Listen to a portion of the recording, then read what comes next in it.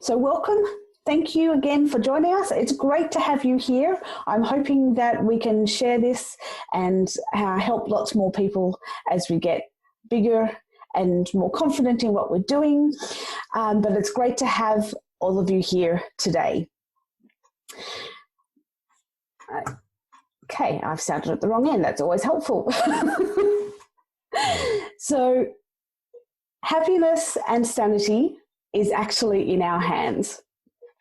If life is only 10% what happens around you, as you might remember from the first week that we were on, and actually 90% how we react to it, what does that actually mean? Well, it means we have a whole lot more power than we thought in staying sane, staying happy, and staying healthy. It means we have 90% of the control of how we're feeling inside. Let me expand on that. Happiness is a state or a filter. What do I mean by that?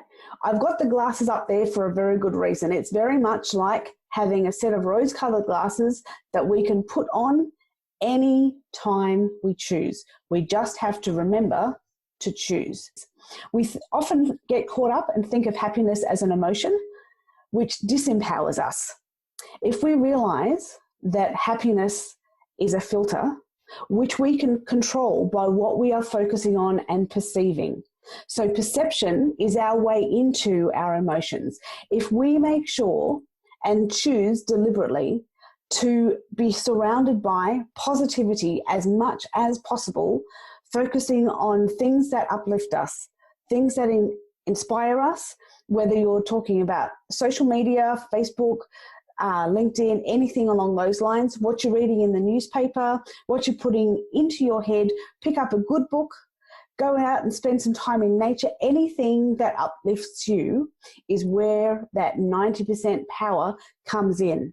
We have most of our control here in that perception area, where we are able to choose deliberately what we are focusing on. That will lead us naturally into our emotions. Controlling our emotions is what a lot of people try to do. That's the hard way of doing it. It's like going on a diet and trying to restrict yourself.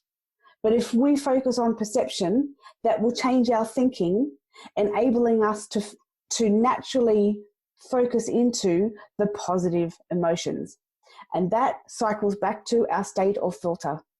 That brings us back to the choice of happiness. Because as you know, what we focus more on, we get. When we focus on problems, you get more problems. When you focus on possibilities, you get more opportunities, says Zig Ziglar. More opportunities means more choices. So the more choices we make, the more possibilities we will naturally find. People get caught up in things that matter, yes. But this is what I'm talking about in focusing on things that you actually find positive. We can control those. Things that matter, things that we can control. There are a whole lot of things that we can control that can take us off into losing focus, being distracted, and getting caught up in negativity. If we think about what matters and what we control, that's where we are going to have our biggest effect on handling how we are thinking, how we are perceiving the world, what is going to make a difference to us and keep us in a positive, uplifted, and enthusiastic frame of mind as we move through this time in our own homes, separated from other people, but working out how we can connect and actually look after ourselves as well as everybody else we care about.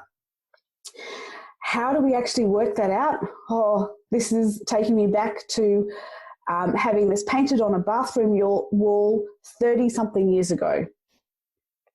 God grant me serenity to accept the things I cannot change, courage to change the things that I can. Here we get an opportunity to be that deliberate person, to make those changes, but that takes courage and, of course, wisdom to know the difference between the two so that we can focus in that gap in the middle. Focus on what matters and what we can control.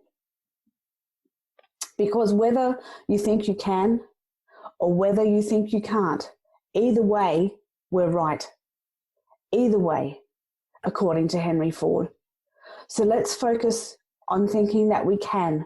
Focus on the positive, and that way we can stay focused in that perception area where we have most of that control, so that our emotions can follow suit. And you know what? Happiness is something that we can choose. A state, a pair of glasses, a filter, something that we can choose at any given moment, even now. So thank you for joining me here at Positive Pyjama Chats. Please put on your videos and your microphones and let's have a chat. If you want to see everybody, the easiest way to do that is press the gallery view in the top right-hand corner. That will give you access to everybody. And you can see all of us at once. Hi, Andrew. Hello. The whole screen, yeah? We're just small now, but thank you for your enthusiasm and encouragement as we grow. So how is everybody doing at the moment, and what are you doing to stay sane and happy? So I'm focusing on working out what it is that I'm trying to build and what things I need to add and change and start creating, and my routine around how I do that and still be there for the kids and get the shopping for my mother-in-law and everything done and all that sort of stuff. Sounds good. Mm.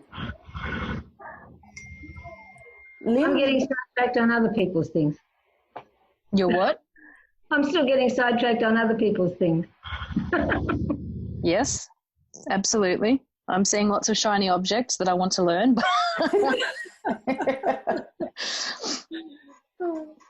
You'll have to expand on it. So the shiny object syndrome is, oh, that'd be great. Oh, no, hang on, there's this one. I'll do this one. No, hang on, there's this one as well. So just lots of stuff that I want to do and trying to work out the priorities, or if I can do them all, but which one first, or which ones just need to not be done. And I'm finding that a bit difficult when I'm trying to work out how I get up onto telehealth and which things I need to do for that, and all that kind of thing. Hey, Richard. Hi, Richard. Can't hear you yet. Pardon? Yeah. Is that just a photo or is it him? No, it's just a photo, that one. But he might join us on the video shortly. But he's muted so far. Okay. So, I don't know if you saw, but my friend Barbara sent this thing about not photographs, about sending positive messages. Like about the poems. Yep. Quotes. Yep. Yes, I sent that to a few people. I thought that was a good inspirational thing to do. Perfect. Mm-hmm. Yes, Ilona's considering doing that. I think she had reservations. I think it was because it was sending to people she doesn't know, but she might do it. Well, she'll get to share from people that she doesn't know as well. Yeah. Nice. And then what have you been doing to look after yourself? Well, I actually think this might be the honeymoon period, but I am perfectly adapted to this way of life. I really love the shutdown.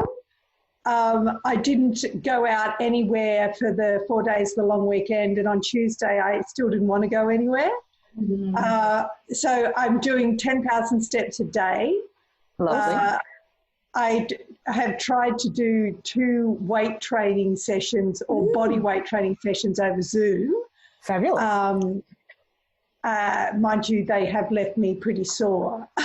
But, so now you need self-massage. Yes, I want Sarah to go back to work because I really need a massage. I'm going back to work. I think Sarah is, yeah. You are going back to work? Yeah.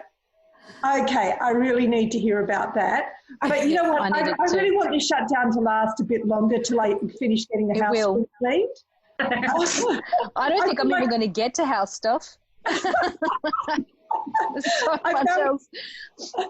With my husband, all you have to do is prime the pump a bit, like I do a bit, gets him motivated, and he just goes berserk. He cleaned out all the kitchen cupboards.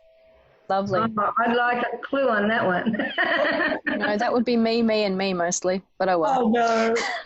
If it Well, was no, left to me, it would never happen. Hubby is considering. What was that, Dad?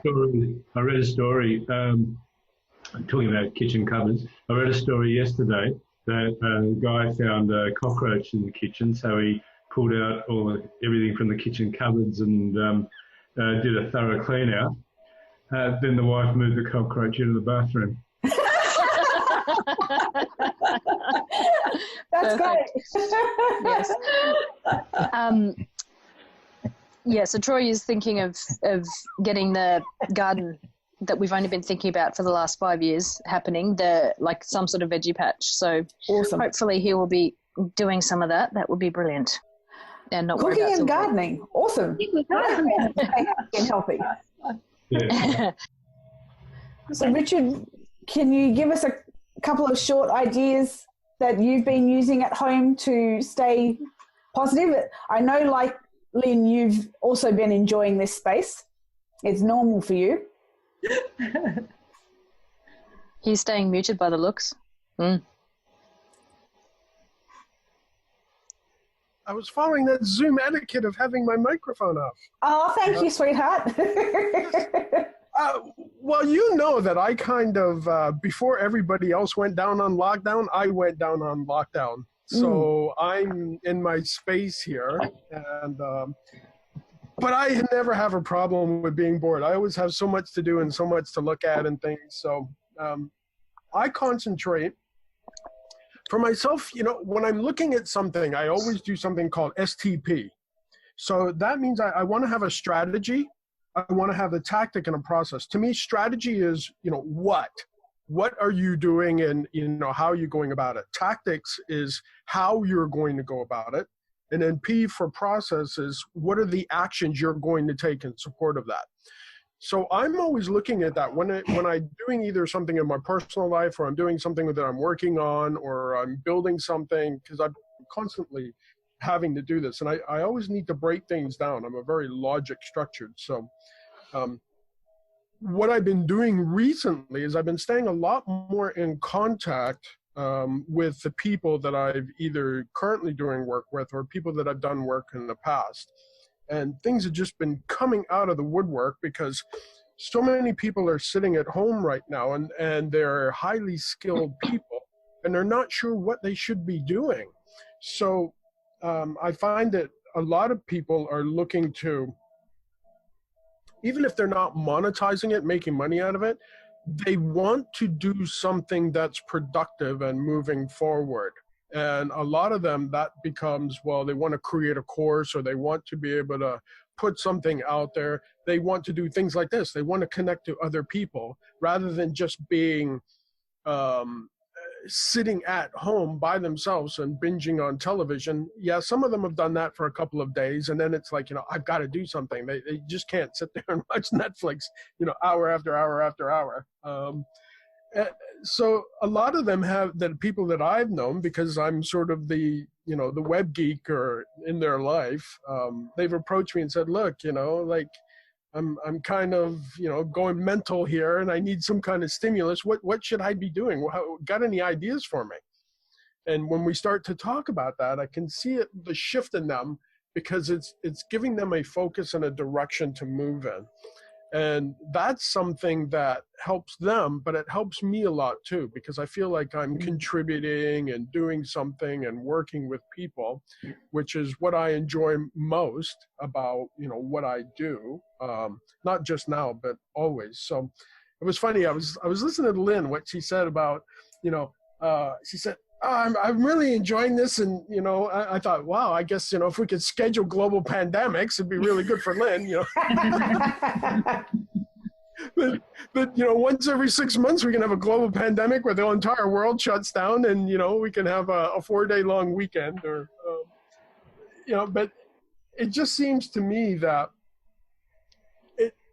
a lot of this, and I've talked many times about this, and you guys that know me know that I talk about this, and it's your mindset. It's how you approach things on whether that you see the things out there. If you can take action towards it, that's what's helped me so many times in my life, is that I've always looked and said, okay, I'm standing in the middle of this disaster and all this has happened around me.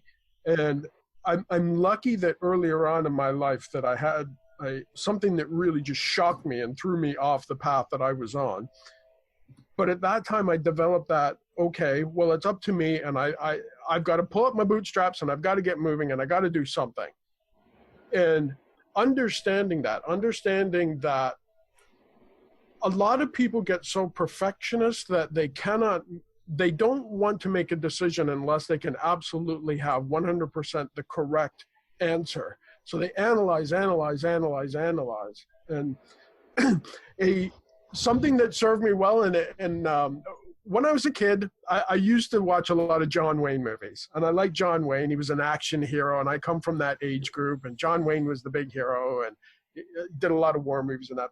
But from John Wayne, I learned about General George Patton. I didn't really know much. I didn't grow up in World War II, and he had this saying, a violently executed plan right now, even if it's just a mediocre plan, is much better than a great, fantastic plan that you wait months and months to implement.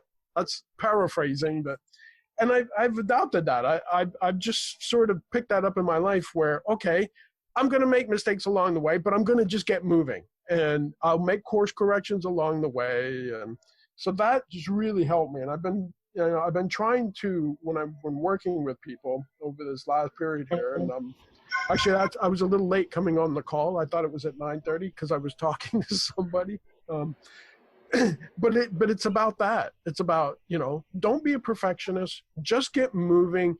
Do something. You can adjust your path along the way. And that's what's been keeping me during this time period. Although I'm a guy that doesn't really need to go out. I'm never bored. I wake up, I do my morning routine, and then I can sit down in front of the computer. I can literally stay in front of my computer working and doing Thanks, stuff. Richard.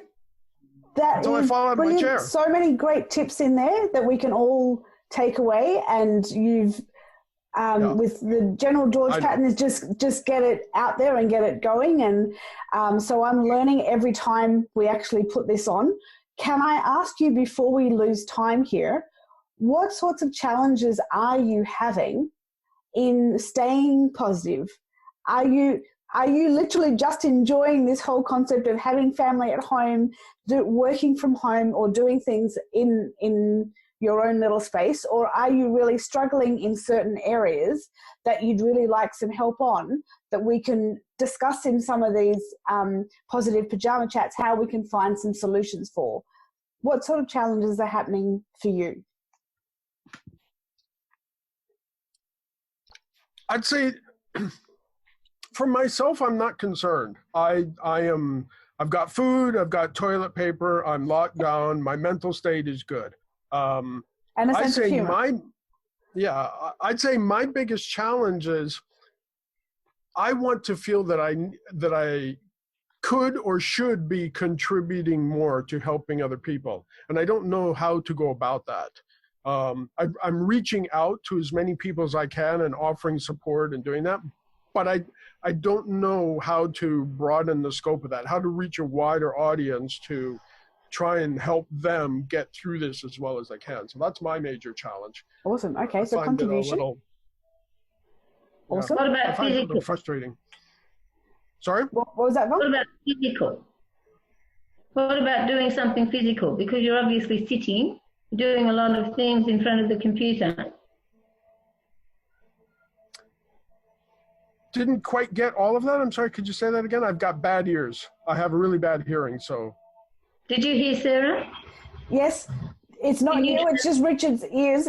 Von's talking about being physical, being active, doing something that takes you away from sitting at the computer. How are you going with that? Well, every morning I have an hour-long routine, and part of that is exercise.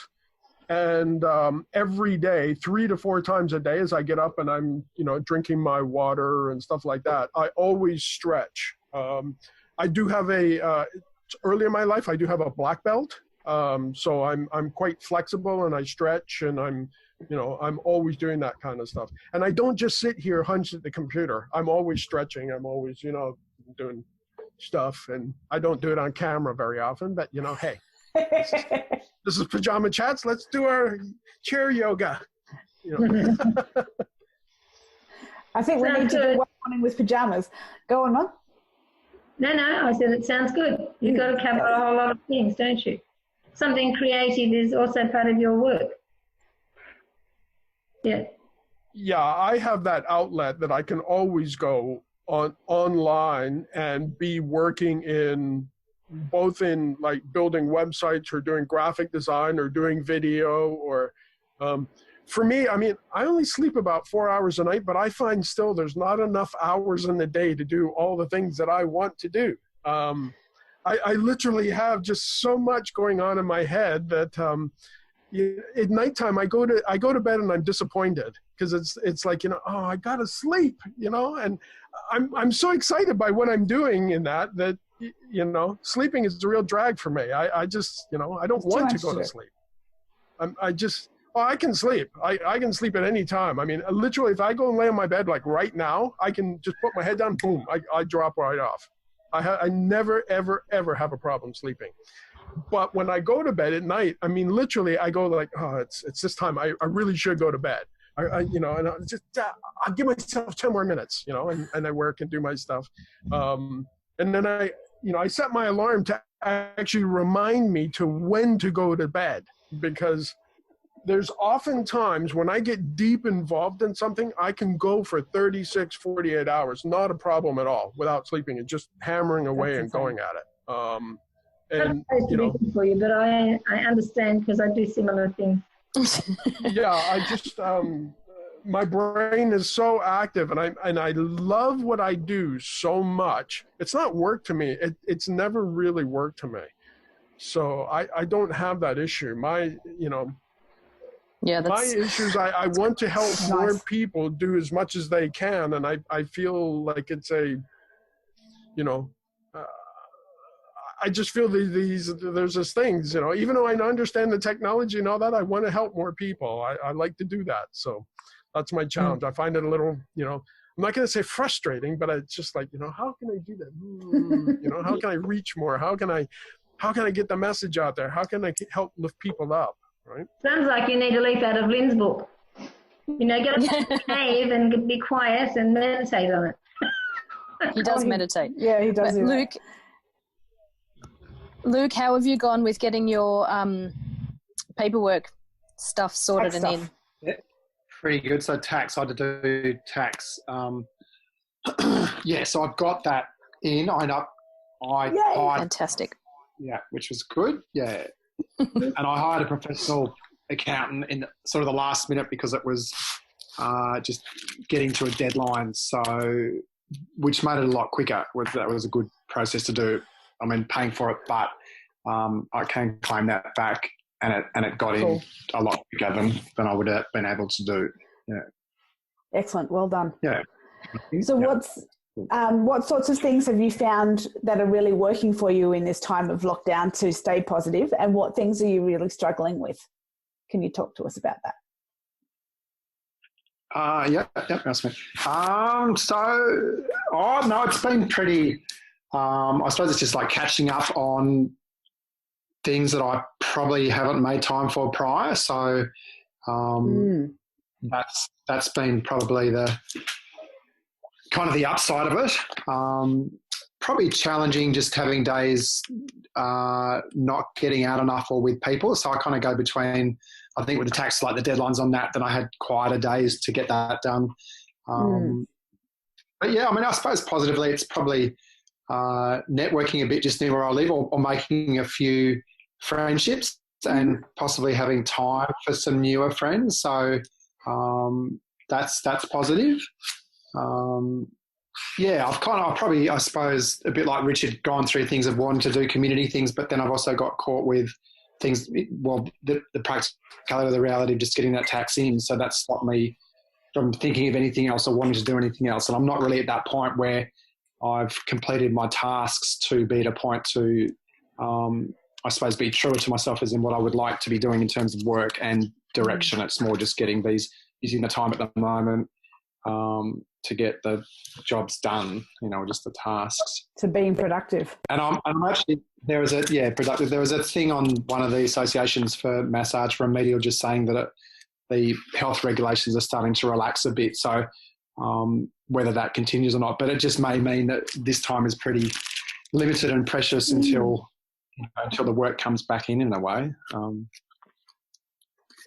Yeah, certainly changes how about you, Sarah?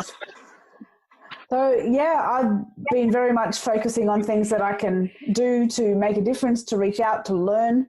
And so being as productive as I can in this time, that's how I've been focusing on staying positive, connecting with as many people as I can, talking with people that I haven't spoken to for a while, both locally and overseas. That's been a nice opportunity. I think I had an interesting struggle yesterday in finding out that, well, maybe we actually can go back to work sooner than expected. And that was, I didn't expect to have that response, but I actually really felt like, I'm going to miss this. I really have been enjoying this quiet time. So, for me, that's a real eye-opener. How about for you, Lynn? Can't hear you. Can we? Can I just add in Lex. there that even though you can go back to work, it doesn't necessarily mean you'll be railroaded with a whole heap of clients. True. Because they're still struggling with what they can and can't do and what they should be doing and whether now is the time to have a massage. But I'm sure, there'll be lots of people who'll be interested as well. So it might be an interesting balance to see what happens. Indeed. Another learning I think curve. one other thing I was going to say in response to Sarah's enjoying the time out is combining that with what Richard said last week about making sure you program a routine and have some quiet in it. Yep. Sorry, Lynn, back to you. Yeah, for me it feels far too premature to go back to work, and I haven't actually shared that relaxation of the rules with my husband yet. I'd rather him thinking that we have to stay totally shut down. What are your plans, Sarah? When are you planning to go back to work? Basically straight away, seeing clients as they come, but basing myself from home. So I used to spend a lot of the day in the clinic and be working from there. I won't be doing that. And Lexis and I are going to make sure that we actually completely split. So we basically don't see each other unless we're trying to have effectively a meeting of some sort. So I'm just going to stay in the clinic to see a client and then come back home. And encouraging Alexis to basically do the same. Yeah. I see. Has Alexis been able to keep working through this? Are you APRA registered so you haven't stopped working? That's correct. But there are also a lot of practitioners who have chosen to completely shut down their clinics. Mm-hmm. And so there's a lot of, some people are saying you shouldn't be working and other people are saying, but you should be working. So there's a lot of confusion. And so even in the association, it's like just be kind to each other. It's a very personal choice. Don't be upset with someone for whichever choice they make. It's a difficult time and you've got to take your own responsibility to decide what you want to do, which comes back to Lynn. If you are allowed to work but you don't feel that it's, safe or the right thing to do, don't beat yourself up for that. You're allowed to have that opinion and do what you feel is best. But it's also that I quite enjoy not working. I think early retirement. Well, but you can do that, can't you? Yeah. So at the St Ives Clinic, the other osteopath has decided to take this time off and I'm still working, but, I'm not seeing many people. And I think part of the issue there is making sure we contact our clients, but we need to give them the information that they need, which isn't necessarily it's not necessarily what we think they need. So it's trying to work out what information they do require.